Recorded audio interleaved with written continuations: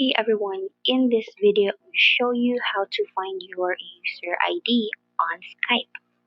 If you're new to the channel, please consider hitting the subscribe button down below. And once you've done that, please leave a like down below and let's get started. I will guide you on how to find your Skype ID on your account. First thing you need to do is open your Skype account. And once you're in the inbox page, click on the photo on the upper left corner.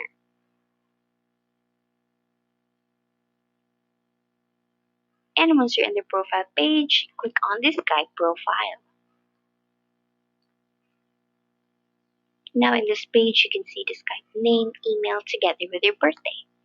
Now the Skype name serves as your user ID, so you will click on that. Click it by doing a long press